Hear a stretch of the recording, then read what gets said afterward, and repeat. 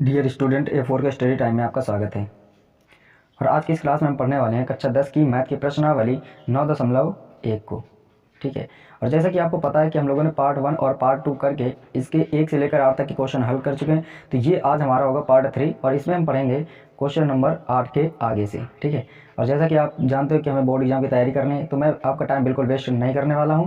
मैं सीधे question number 9 को शुरू करता हूं। ठीक है।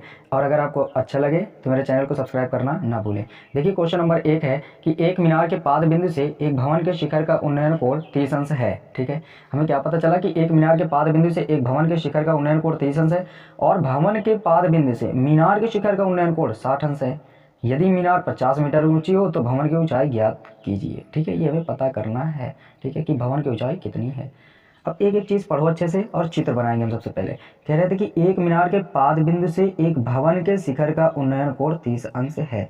अब आप सपोज कर लो कि मेरे पास ये एक मीनार बना ले रहे हैं हम। ठीक है, ये हमारे पास होगा एक मीनार, ये मेरे पास एक है मीनार। ठीक है।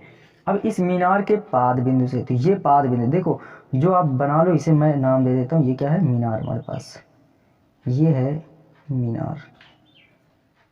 अब इस मीनार का जो सबसे निचला सिरा होता है उसे पाद बिंदु कहते हो, जो ऊपरी सिरा होता है उसे आप शिखर बिंदु कहते हो। तो उन्होंने क्या कहा कि मीनार के पाद बिंदु से, तो पाद बिंदु का मतलब यहाँ से, और कोई भवन है उसके शिखर का उन्नयन कोण 30 अंश है। तो आप ये समझो कि जो अगर उन्नयन कोण की बात करें तो जहाँ से यहाँ से देखना है तो नीचे से ऊपर की ओर देखोगे तो उसे क्या कहोगे? उन्नयन कोण। जैसे पार्ट 1 में हमने समझाया था कि उन्नयन कोण सदैव नीचे से ऊपर की ओर देखा जाता है। इसका मतलब यहाँ से देख रहे हो कहीं, यहाँ कहीं देख रहे हो कि यहाँ कहीं होगा कहीं मीनार। ठीक है, वो भवन।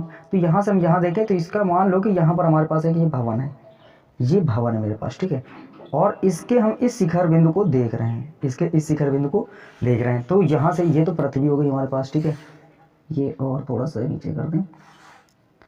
ठीक है, ये अब ये हम इसे मिला देते हैं, ये हमारी जमीन हो गई। और यहाँ से इस बिंदु से, ये क्या है? मीनार का पाद बिंदु, और ये भवन का शिखर बिंदु। यहाँ का जो उन्नयन कोण है वो हमारे पास 30 अंश है। कितने अंश है? 30 अंश। फिर कह रहे हैं कि भवन के, और आगे क्या कह रहे हैं? और भवन के पाद बिंदु से। अब ये क्या है हमारे पास? भवन। इधर ये हो गया भवन हमारे पास, ये क्या है? भवन। इसे लिख देते हैं हम, ये है हमारे पास भवन। और कह रहे हैं भवन का जो पाद बिंदु, तो ये हो गया, और भवन के पाद बिंदु से मीनार के शिखर बिंदु, शिखर बिंदु। ठीक है, किससे क्या कह रहे हैं? मीनार के शिखर का उन्नयन कोण 60 अंश है। अब ये भवन का पाद बिंदु हो गया, ये मीनार का शिखर बिंदु। यहाँ से यहाँ का जो कोण हम देखेंगे वो कितना है? 60 अंश। ये हमारे पास एक चित्र बन गया। आगे कह रहे थे कि मीनार की ऊंचाई 50 मीटर है। कितनी है? 50 मीटर। तो ये मान लो कि 50 मीटर हो गई हमारे पास। ठीक है, ये ऐसे यहाँ से यहाँ तक की दूरी 50 मीटर।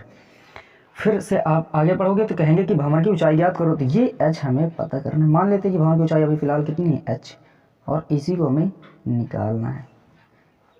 अब आपको याद रखना है कि जैसे आपको कॉन्सेप्ट समझाया गया है ठीक उसी तरह चलोगे। कोई भी क्वेश्चन कठिन या सरल नहीं होना है, वो बिल्कुल इजी ही होते हैं। चाहे जो भी क्वेश्चन हो, आपको कॉन्सेप्ट बना के चलना है। देखो आप ध्यान दो इसमें। तो यहाँ से देखेंगे कि हम इसे कोण, इसका नाम ए दे देते हैं, इसका नाम बी दे देते हैं, और इसका नाम सी, और इसका नाम डी दे देते हैं। अब हम देखेंगे त्रिभुज कौन सा लेंगे। दो त्रिभुज दिख रहे होंगे, एक ए बी सी और एक ए सी डी। ए सी डी दो त्रिभुज, ए बी सी पहला त्रिभुज, ए सी डी दूसरा त्रिभुज। ठीक है, और दोनों त्रिभुजों का हम यूज करके निकालेंगे मान। पहले एक बात ये समझो कि अगर यहाँ मीनार है, यहाँ भवन है, इनके बीच कुछ दूरी तो होगी ना, तो इस दूरी को भी हम दर्शा लेते हैं। हमें पता तो नहीं है लेकिन ये ज़रूरत में बहुत काम आएगी, इस वजह से आप इसे x मान लो। कितना मानेंगे हम? x। अब आपको पूरी अच्छी तरह से समझना है कि हम कैसे करेंगे इसे। देखो जरा सा ऐसे करते रहे हम। चलिए देखो यहाँ से अगर हम कहें कि त्रिभुज, अब पहले हम लेते हैं कौन सा त्रिभुज? ए सी डी। क्या लिखेंगे? त्रिभुज ए सी डी में, त्रिभुज ए सी डी में। अब ए सी डी ले रहे हो, ए सी डी, तो इसमें क्या लगाओगे? ये लंब है, ये आधार है। लंब और आधार का संबंध किससे आपको बताया था? एल ए एल के ए से। आप फिर से देख लो, हर बार तो बताते हैं आपको। देखो यहाँ से ऐसे करके देख लिया जाता है। लंब बटे आधार कौन सा है? ये साइन होता है और ये कॉस होता है, इसके अलावा ये टेन होता है। आप देखोगे टेन में ही तो लंब और आधार का संबंध आ रहा है। इसमें लंब कड़ का, इसमें आधार कड़ का, तो आप क्या समझे कि टेन का फार्मूला लगाना है। तो त्रिभुज ए सी डी में टेन थीटा बराबर क्या होगा? लंब बटे आधार। ठीक है, थीटा की वैल्यू कितनी लेना है आपको बस समझना है। ए सी डी में कोण कितना दिख रहा है? 30 अंश। तो ये 30 लेना है आपको, ये 30 अंश। लंब की वैल्यू कितनी है? h। आधार की वैल्यू कितनी है? x। tan 30 अंश का मान होगा 1/√3 बराबर कितना होगा? h/x। अब ये x का गुणा इधर हो जाएगा और √3 का गुणा इधर, तो x बराबर आएगा √3h। ठीक है, समीकरण नंबर 1। अब आप देखोगे कि दोबारा हम त्रिभुज लेंगे कौन सा, ए बी सी वाला, फिर लिखोगे त्रिभुज ए बी सी में लंब ये है हमारे पास, आधार ये है, तो फिर से tan थीटा का फार्मूला, तो tan थीटा बराबर क्या होगा, लंब बटे आधार। थीटा इस बार कितना लेंगे, देखो ए बी सी, इसमें कोण तो यही बन रहा है ना, तो 60 अंश बराबर लंब की वैल्यू कितनी है 50, आधार की वैल्यू कितनी है, आधार की वैल्यू x, tan 60 अंश का मान √3 बराबर 50 बटे x। ठीक है, x का मान हम रख सकते हैं यहाँ से √3h, तो ये √3 बराबर 50 की जगह में 50 और x की जगह में यहाँ से वैल्यू यहाँ पुट कर दो। इस समीकरण 1 से x का मान यहाँ पर रखेंगे तो कितना आएगा, x की जगह में √3h, इसका गुणा इधर करेंगे तो √3 का 3 में करेंगे तो 3 आ जाएगा और h तो रहेगा साथ में बराबर, इधर कितना बचेगा 50। अब यहाँ से आप देखेंगे h का मान निकालेंगे तो 50 के बटे में कर देंगे 3, तो यहाँ से आएगा हमारे पास h बराबर 50 बटे 3 और बस यही आंसर है मीटर में। ये इस तरह से आपने ये क्वेश्चन भी कर लिया और आई होप कि आपको समझ में आ भी गया होगा। ठीक है, अब क्वेश्चन नंबर हम बढ़ेंगे 10वें की तरफ, स्क्रीनशॉट लो फिर बढ़ते क्वेश्चन नंबर 10वें की तरफ। क्वेश्चन नंबर 10वें में देखो तो आप कह रहे हैं कि एक 80 मीटर चौड़ी सड़क के दोनों ओर आमने सामने समान लंबाई वाले 2 खंभे लगे हुए हैं। और जैसे कि आप ये समझ सकते हो, इमेजिन करो कि जैसे कि आप पुल के पास खड़े हो, तो पुल में 2 सड़कें होती हैं और एक इधर दोनों ओर देखो समान लंबाई के खंभे लगे होते हैं, बस वही बात है यहाँ पर। और दोनों के वो जो बीच के रोडों के बीच की दूरी कितनी है, 80 मीटर चौड़ी है। तो आप समझ लो कि मेरे पास ये एक 80 मीटर चौड़ी, हम पहले तो रोड बना लेते हैं, यहाँ से हम चले और ये इतनी चौड़ी बना दी एक रोड, ये हो गई हमारे पास 80 मीटर चौड़ी रोड। यहाँ से यहाँ तक की चौड़ाई कितनी है, 80 मीटर। ये हमारे पास बन गई पहली बात कि 80 मीटर रोड चौड़ी, और इसके दोनों कॉर्नर पे समान लंबाई के खंभे हैं, तो ये 2 खंभे लगा देते हैं, एक इधर से और एक फिर इधर से, ये बना लेते हैं।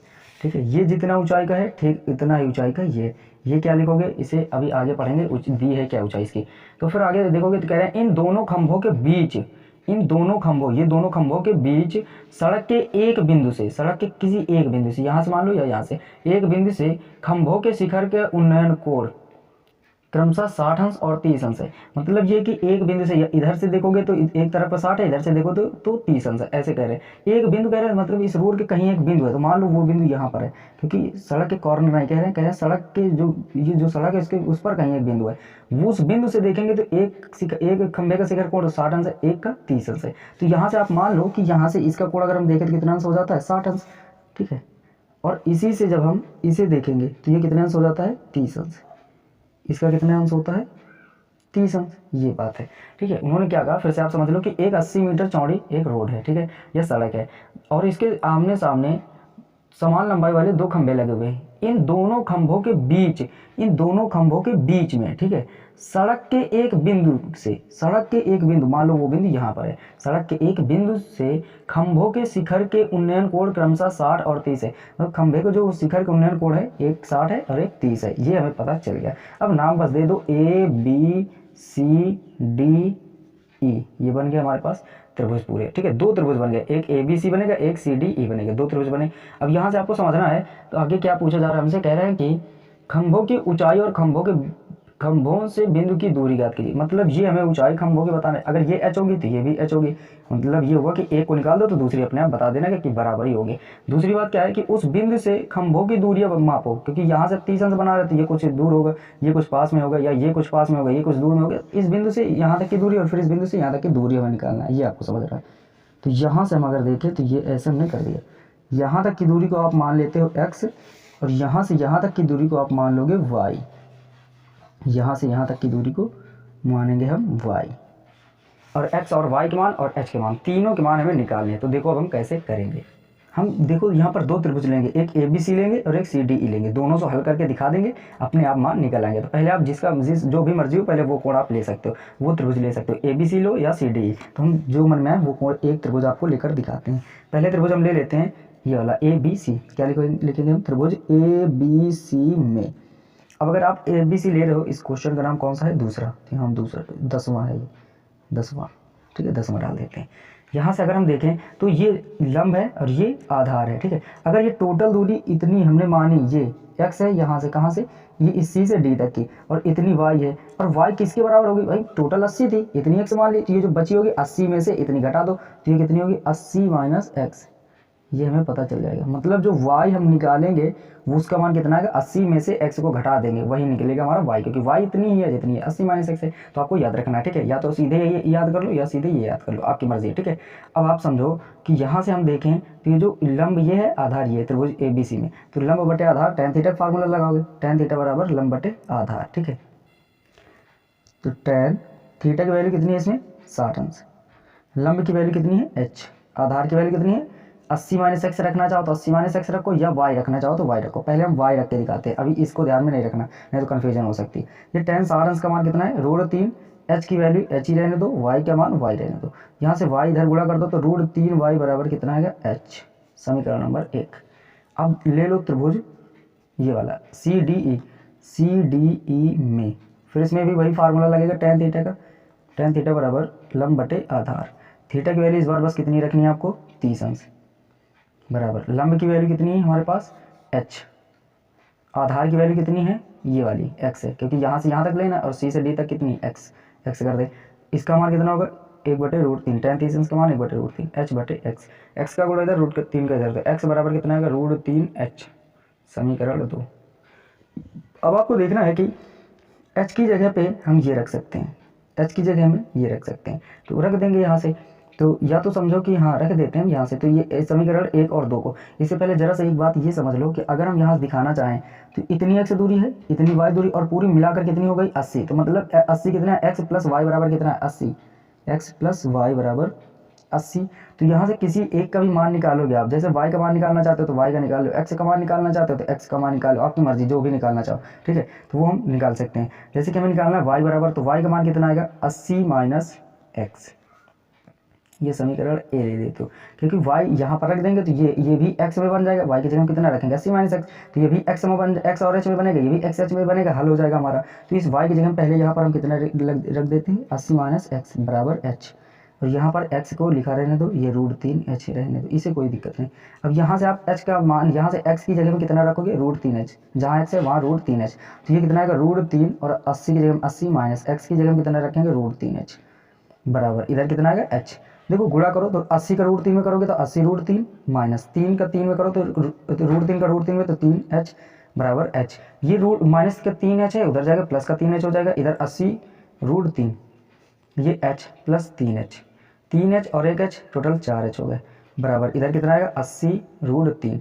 अब ये h बराबर कितना आएगा, ये 4 से भाग होगा इधर, तो 80 बटे √3 बटे में 4, तो 4 दूने 8 मतलब 0 20, तो h बराबर कितना आएगा 20 √3 मीटर। ये हमें क्या मिल गई, खंभे की ऊंचाई, जो पहली बात आपसे पूछी जा रही थी, तो खंभे की ऊंचाई मिल गई। अब हमें x का मान निकालना है और y का मान निकालना है। देखो x का मान कहाँ से निकालोगे, इसमें देखो समीकरण 2 में, क्योंकि यहाँ तो y है, यहाँ हम h का मान आसानी से निकाल सकते हैं, क्योंकि जहाँ h का मान ये रखेंगे तो x का मान अपने आप निकल आएगा। तो यहाँ से रखो, आप लिखोगे h का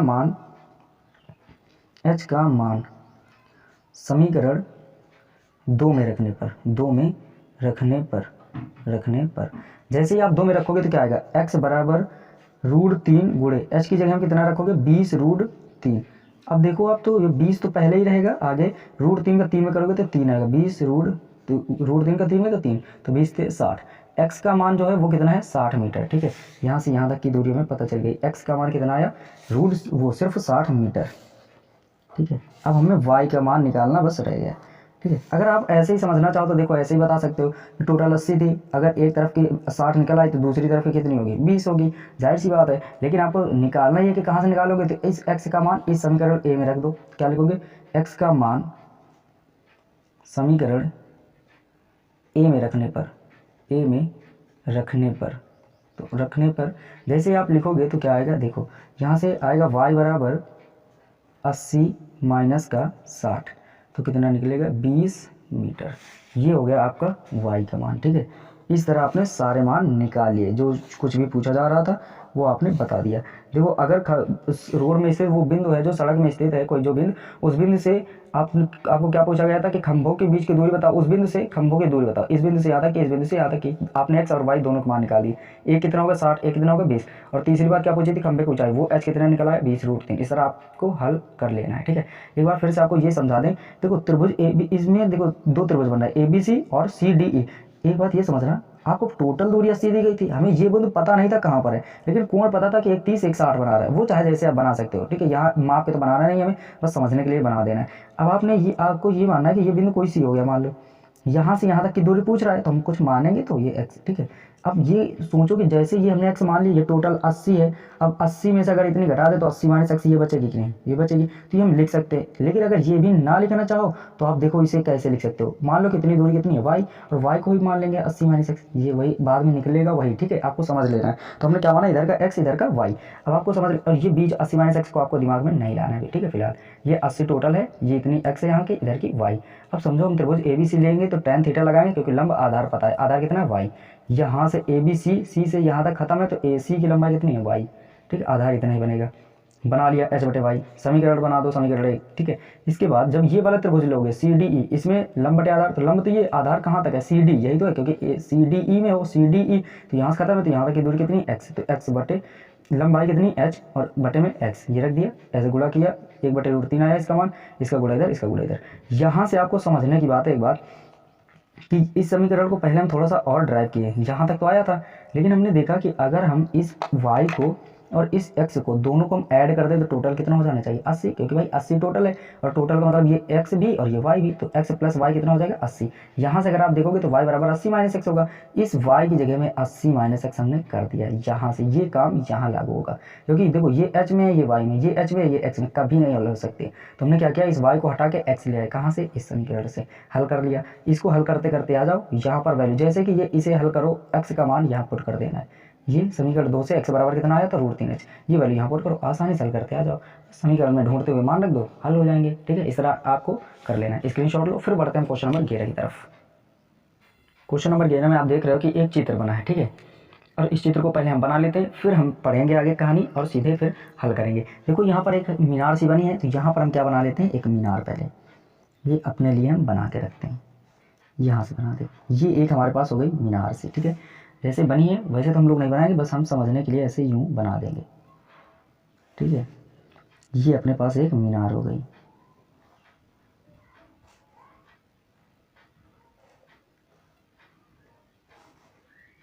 ये हमारे पास क्या हो गई, एक मीनार, ठीक है। ये है हमने बना दिया एक मीनार से, कि समझ लो बस, और कुछ नहीं, चित्र से हमें क्या मतलब है सही से। बस आगे देखो बना है कि यहाँ से एक ये ज़मीन गई है, ये भी ज़मीन बना देते हैं हम लोग, ये बन गई अपने पास एक ज़मीन, ठीक है। इसके शिखर से दो कोण बनाए गए हैं, एक कोण यहाँ को टच करता है और एक कोण यहाँ को, ठीक है। इन दोनों के बीच दो कोण बने, एक में कितने अंश है, 60 अंश है, और दूसरे में कितने अंश का है, 30 अंश का, ये 30 अंश है। अब यहाँ से यहाँ तक कि इस पॉइंट का नाम क्या है, इसका नाम C है, इसका नाम B है, और इसका नाम A है, इसका नाम D है, ठीक है। और CD की लंबाई हमें दे रखी है, C से D तक की लंबाई, ये जो दूरी है वो हमें पता है कितनी है, 20, ये कितनी है, 20 मीटर, ठीक है। और ये हमें BC नहीं पता है, और H के बारे में अभी हम कोई कुछ नहीं कह सकते। अब पढ़ेंगे हम क्वेश्चन, देखो चित्र बन गया है। अब देखो उसमें कह रहे थे कि एक नहर के तट पर एक टीवी टावर, ये जो टीवी टावर, ये मीनार नहीं है, क्या एक प्रकार का टीवी टावर है, ठीक है, ऊर्ध्वाधर खड़ा है, ये ऊर्ध्वाधर खड़ा है, टावर के ठीक सामने, टावर के ठीक सामने इधर की ओर, ठीक है, यहाँ खड़े हो जाओ तो इधर की ओर सामने, ठीक है, ऊर्ध्वाधर खड़ा है, टावर के ठीक सामने दूसरे तट के एक अन्य बिंदु से टावर के शिखर का उन्नयन कोण 60 अंश है। ये टावर पे खड़ा है अगर, तो ये कोई दूसरा बिंदु है, तो यहाँ से शिखर का कोण कितना है, 60 अंश, ये पहले एक ये कोण, यहाँ से कितना अंश का है, 60 अंश। इसी तट पर किसी 20 मीटर दूर, तो यहाँ से 20 मीटर दूर, तो ये बिंदु पहुंचे हम, ठीक है। इस बिंदु को मीनार के पाद से मिलाने वाली रेखा, मीनार के पाद से मिलाने वाली रेखा, ये पाद बिंदु, इसको मिला रही है रेखा, ठीक है। पाद बिंदु से मिलाने वाली रेखा पर स्थित एक अन्य बिंदु से टावर के शिखर का उन्नयन कोण 30 अंश है, ठीक है। और फिर आगे पढ़े तो कह रहे हैं टावर की ऊंचाई और नहर की चौड़ाई याद करो। नहर यहाँ तक थी, क्योंकि ये टावर था, ये नहर के बाद वाला कोई बिंदु था, तो फिर यहाँ से यहाँ तक की नहर चौड़ी हो गई, ठीक है भाई, इधर टावर है, इधर नहर के उस तरफ वाला बिंदु था, तो यहाँ से ये बीच की चौड़ाई हो गई नहर की, तो इसी को आप निकालना है। पहली बात क्या पता चली कि इस टावर के साथ जो ये नहर है इस बिंदु के बीच में, इसकी चौड़ाई बताओ, तो ये x मान लेते हैं। फिर दूसरी बात आगे क्या है कि नहर की चौड़ाई और टावर की ऊंचाई भी निकालनी है, दो चीज़ें इसमें निकालनी है, बस इतना सा काम है, ठीक है। आपको समझ में आ गया होगा इतनी कि क्या क्या पूछा जा रहा है और कैसे कैसे बना है, ठीक है। अब आप देखो कि हमें कैसे निकालना है, इसके लिए हम शुरू करते हैं। क्वेश्चन नंबर ये हमारा कौन सा है, 11वां। सबसे पहले तो इसमें देखो दो त्रिभुज बन रहे हैं, एक ए बी सी और एक ए बी डी। बड़ा सा एक ये त्रिभुज बन रहा है, एक ये छोटा सा, ठीक है। सदैव इन त्रिभुजों में कभी ये त्रिभुज मत मानना, क्योंकि कोण कैसे हम लेते हैं, समकोण, ये समकोण त्रिभुज बनाते हैं, सदैव समकोण त्रिभुज ली जाती है। जैसे कि ये एक समकोण हो गया और दोबारा ये तो समकोण बनाएगा नहीं 90 अंश, क्योंकि ये 90 तो सीधी लाइन नहीं है, क्या ऐसे होती तो सीधे बन सकता था। तो इस वजह से ये वाला बड़ा सा कोण देखते हैं हम लोग त्रिभुज, ठीक है। कभी भी ये त्रिभुज नहीं मानते, क्योंकि ये समकोण त्रिभुज नहीं होता है और इसमें सभी समकोण त्रिभुज ही लिए जाते हैं। अब आप ले लो त्रिभुज ABC में, त्रिभुज ABC में अब अगर इसमें देखो तो ये लंब है और ये आधार है, तो tan थीटा का फार्मूला लगेगा, tan थीटा बराबर लंब बटे आधार। tan थीटा की जगह में कितना है 60 अंश, लंब की वैल्यू कितनी है h, आधार की वैल्यू कितनी है x, tan 60 अंश का मान √3 h बटे x का गुणा इधर कर दो तो x √3x हो जाएगा बराबर h। समीकरण नंबर 1। जैसे पीछे करते हैं वैसे इसमें भी कर रहे हैं और इसमें भी वही बनने वाला है। अब बात आती है इस त्रिभुज बड़े वाले में। देखो अगर बड़े वाले में त्रिभुज लोगे ABD तो आधार कितना बनेगा BD, आधार BD भाई ABD, यहाँ तक पहुंचे तो BD आधार पूरा बनेगा। अब पूरे आधार की बात करें तो इसकी चौड़ाई भी तो देख लो कितनी होगी। यहाँ से देखो अगर हम चौड़ाई की बात करें तो 20 तो इतनी है, x इतनी है, तो टोटल कितनी हो जाएगी 20 ये और x ये, तो 20 + x हो जाएगी, ये इतने मीटर हो जाएगी चौड़ाई आपके पास, ठीक है। अब ये आपको याद रखना है कि बड़े वाले त्रिभुज के लिए आधार का काम ये करेगा। तो क्या लिखोगे त्रिभुज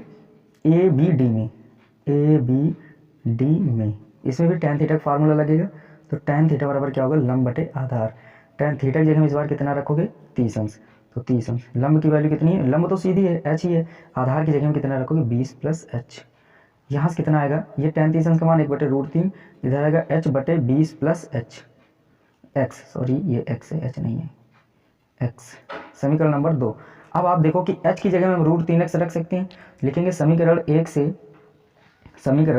1 से h का मान समीकरण 2 में रखने पर का मान समीकरण 2 में रखने पर देखो यहाँ से h का मान उठाएंगे √3x, समीकरण 2 में रखेंगे तो 1/√3 तो अपनी जगह पे है, उधर कितना आएगा h की जगह में √3x, ये h है इसकी जगह में कितना रख सकते हैं √3x, यहाँ रख दिया। बटे में कितना है 20 + x है तो 20 + x कर दिया, इसका गुणा इधर करेंगे इसका गुणा इधर, तो 20 और प्लस x का 1 में करो तो 1 से जितने का भी गुणा करो उतना ही आता है, तो 20 + x ही आएगा। √3 का √3 में तो 3 आएगा x के साथ में है, ठीक है। ये x को उधर भेजो तो ये 20 इधर रहा, ये 3x अपनी जगह पे, ये x उधर आएगा तो -x होगा, 3x में 1x चले गए तो 2x बराबर इधर कितना आएगा 20, x के गुणे ये गुणे में इधर आएगा तो बटे में, x बराबर 20/2। अब 2 से काटोगे तो x बराबर कितना आएगा 10 मीटर। यही तो है इस क्वेश्चन का आंसर। आपको पता चल गया कि जो नहर है उसकी चौड़ाई कितनी है, ये x और x कितना निकला 10 मीटर। ये बात आपको क्लियर हो गई। अब दूसरी बात क्या बच्चे, h का मान निकालना है तो समीकरण x का मान समीकरण 1 में रख दो तो h का मान पता चलेगा। क्या लिखोगे x का मान समीकरण 1 में रखने पर, समीकरण 1 में रखने पर तो यहाँ से रखो तो h बराबर कितना आएगा, √3 तो है ही और साथ में 10 आ जाएगा, x की जगह में 10, तो 10 गुणे में √3 कर दो तो h बराबर कितना आएगा 10 √3 मीटर। जब तक आपको पता है कि √3 की वैल्यू रखने को ना कहे तब तक हम नहीं रखते हैं, और जो निकले बस वही हमारा आंसर होता है। इस तरह से क्वेश्चन नंबर 10वां भी हल हो गया। आई होप कि कुछ सारे क्वेश्चन आपको समझ में आ रहे होंगे, बस आपको चित्र अच्छे से समझना आना चाहिए और संबंध निकालना चाहिए कि लंब आधार है तो tan का ही लगेगा, ठीक है, इसके अलावा किसी का नहीं लगाना है। इस तरह से आपको समझना है और सारे क्वेश्चन एक तरफ से हल हो जाएगा। स्क्रीनशॉट लो, फिर बढ़ते हैं क्वेश्चन नंबर 12 की तरफ। क्वेश्चन नंबर 12 में क्या कह रहा है कि 7 मीटर ऊंचे भवन के शिखर से एक केबल टावर के शिखर का उन्नयन कोण 60 अंश है। समझना पूरी बात, 7 मीटर ऊंचे भवन के शिखर से, मतलब 7 मीटर कोई ऊंचा भवन है उसके शिखर सबसे ऊपरी बिंदु से, ठीक है। तो ये हम सबसे पहले एक भवन बना लेते हैं। देखो ये हमने माना कि ये हमारे पास एक भवन हो गया, यहाँ पर बना देते हैं इतनी दूर पर, ठीक है, जगह तो है काफ़ी अपने पास। यहाँ से बना दिया हमने 7 मीटर ऊंचा भवन, ये 7 मीटर ऊंचा हो गया, ये क्या है हमारे पास एक भवन है, तो भवन लिख देते हैं, ये भवन है आपके पास 7 मीटर ऊंचा एक भवन हो गया। अब कह रहे हैं कि इसके शिखर से, ठीक है, अच्छा एक ज़मीन तो होगी क्योंकि अगर भवन बना है तो आसमान में तो उड़ नहीं रहा होगा, तो ये ज़मीन भी आप बना लो, एक ये बना लिया ज़मीन, ठीक है। तो ये भवन 7 मीटर ऊंचा है और 7 मीटर ऊंचे भवन के शिखर से, तो शिखर यहाँ है, शिखर से एक केबल टावर के शिखर का उन्नयन कोण 60 अंश। आपको ये एक बात समझो कि ये शिखर बिंदु है। अब कभी उन्नयन कोण देखना है तो जहाँ पर खड़े हो वहाँ से ऊपर की ओर देखा जाता है, तो यहाँ से ऊपर की ओर देखोगे तो इधर कहीं टावर होगा, मतलब यहाँ से यहाँ तक ऊंचाई तक होगा कहीं ना कहीं, तो टावर काफ़ी लंबा है, ये आपको समझ लेना है। ये आपको थ्योरी से ही समझ लेना है, क्योंकि अगर शिखर पे खड़े हो और उन्नयन कोण नीचे से ऊपर की ओर बनता है तो पक्का वो बिंदु यहाँ से ऊपर तो होगा ही होगा। तो इनके अब ये शिखर पूरे चौकोर बना देते हैं, ये क्या बना देते हैं, पूरा ऐसा भवन चौकोर बना देते हैं। ये पूरा भवन है नीचे का, ठीक है। ये यहाँ से यहाँ तक का पूरा हमारे पास क्या हो जाएगा, टावर। अब यहाँ से इसका जो उन्नयन कोण है वो हमारे पास दिया गया है, ठीक है। और कितना दिया जा रहा है, आपको पता है कि ये 60 अंश है, 60 अंश है। पहली बात क्लियर हो गई, ठीक है। दूसरी बात क्या है, कह रहे हैं और इसके पाद बिंदु, और क्या कह रहे हैं, और इसके पाद का अवनमन कोण। अब इसी बिंदु से है सारे काम, कह रहे हैं इसी बिंदु से इसके पाद, मतलब इसके पाद, इसका पाद बिंदु यहाँ है, इसका पाद इस बिंदु से इस टावर के शिखर का एक बार, फिर इसी बिंदु से इसी टावर के पाद का इस बार, लेकिन अवनमन कोण का है। अवनमन कोण कहाँ है, अब इससे नीचे की ओर देखोगे तभी तो अवनमन होगा, तो इस वजह से अवनमन कहा है। तो ये यहाँ से हम ऐसे मिलाते हुए आ गए, ठीक है। अवनमन कोण यहाँ पहले दर्शाया जाता है। ये कितने अंश का है, 45 अंश, ये आपको पता होना चाहिए, ठीक है। देखो जैसे देख रहे होगे कि इसमें दिख रहा है कि कितने अंश है, 45 अंश। अब ये जितना कोण होगा ठीक उतना ये भी होता है, क्यों, क्योंकि ये एकांतर कोण, देखो ये रेखा दोनों समांतर हो गए, ये तिर्यक रेखा कट कर रही, तो ये कोण समांतर होते हैं, कैसे बराबर होते हैं, कैसे, एकांतर कोण कहलाते हैं। ये आपको याद भी रखना है। फिर से एक बार समझ लो, ये 7 मीटर ऊंचा एक भवन है। इस भवन के शिखर से किसी केबल टावर, जो कोई एक केबल टावर है, उसके शिखर का उन्नयन कोण 60 अंश है। आप ये समझो कि अगर इस बिंदु से हम उन्नयन कोण देखें तो ऊपर की ओर बनाएंगे, इसका मतलब है कि इस बिंदु से हर हाल में टावर ऊंचाई पर होगा, तो यहाँ पर हम टावर का शिखर बिंदु मान लेते हैं। और यहाँ से यहाँ तक का कोण कितना बना दिया, 60 अंश। पहली बात हो गई। दूसरी बात कह रहे हैं कि उसी बिंदु से उसका, मतलब इस टावर का जो पाद बिंदु है उसका अवनमन कोण, यहाँ से इसी बिंदु से इस पाद का अवनमन कोण कितना, 45। तो ये रेखा गई है और ये ऐसे रेखा मिला दो, तो ये जो कोण बनाते हैं इसे अवनमन कहते हैं, क्योंकि ऊपर से नीचे की ओर देखा जा रहा है, तो यहाँ दर्शाओगे आप। फिर ये कोण इसके बराबर होगा, क्योंकि हम जानते हैं एकांतर कोण होता है। ये बात है सारी, ठीक है। अब यहाँ से ए बी सी डी और ई नाम दे दो। अगर मैं कहूँ 7 मीटर ये, तो ये भी तो ये पूरा भवन ही तो यहाँ पर भी कितना ये मीटर होगा, 7 मीटर होगा। यहाँ से यहाँ तक भी कितना होगा, 7 मीटर, ठीक है। ये भी यहाँ से यहाँ तक इधर कितना है, 7 मीटर। अब आपसे पूछा जा रहा है कि तो फिर ये बताइए कि टावर की ऊंचाई कितनी है। टावर की ऊंचाई यहाँ से यहाँ तक है। आप लेकिन क्या मानोगे कि यहाँ से यहाँ तक की ऊंचाई कितनी है हमारे पास, सिर्फ और सिर्फ h, इतनी ऊंचाई मान लो h है। तो टोटल जब ऊंचाई हम बताएंगे यहाँ से यहाँ तक की, तो कितनी बता देंगे, बस वो आपको निकाल देनी है और वही आपका आंसर होगा। तो देखो यहाँ से हम कहें तो 7 इतनी है, h इतनी है, पूरी कितनी हो जाएगी 7, और ये h जोड़ दो तो ये कितनी आएगी, 7 + h। बन गए सारे काम, ठीक है। ये आपको अच्छे से समझना है। अब देखो चित्र पूरा कंप्लीट हो जाता है। अब त्रिभुज दिखाएं आपको। एक त्रिभुज देखो ABC, पहला त्रिभुज, ठीक है। ये कोण यही है, तो आप इसको मत समझना कि BEC ले लो, बार बार नहीं लेना है आपको, नीचे से ही कोण देखना है। ABC एक हो गया। दूसरा कोण है BED, इसमें देखो ये कोण है, ठीक है। BED, 2 त्रिभुज मिल गए। इन्हीं दोनों से हमारे लिए हल होने के तरीके हैं। अब आप समझोगे कि त्रिभुज हम ABC पहले कैसे ले रहे हैं। लिखेंगे हम त्रिभुज, क्वेश्चन नंबर पहले डाल दें कि ये 12वां है। देखो त्रिभुज ABC में, त्रिभुज ABC में, अब त्रिभुज ABC लेंगे तो देखो लंब पता है, आधार पता करना है। अच्छा ये समझो कि ये टावर है, ये भवन है, तो यहाँ से कुछ दूरी पर तो होगा ये टावर, तो कुछ दूरी हमेशा आप मानते हो, कितनी मानते हो, x, तो यहाँ पर भी x मान लो, क्योंकि ये x बहुत काम करती है यहाँ पर, ठीक है। अब समझो यहाँ से क्या लगाओगे, tan थीटा। तो tan थीटा बराबर क्या होगा, लंब बटे आधार। थीटा की वैल्यू इस समय कितनी है अभी प्रेजेंट पे, 45 अंश, तो 45 लिखोगे यहाँ, 45, थीटा की जगह 45 कर दिया। लंब की वैल्यू कितनी है, 7। आधार की वैल्यू कितनी है, x। tan 45 अंश का मान 1, इधर 7 बटे x। x का गुणा इधर कर दो, x का 1 में करोगे, x बराबर इधर कितना आएगा, 7। समीकरण नंबर 1। और यही से मान भी निकल आया, x का मान कितना है, 7। मतलब इस भवन से ये कितनी मीटर दूरी पर टावर गड़ा है, तो देखेंगे तो 7 मीटर के। अब दूसरा त्रिभुज लेना है आपको BED में।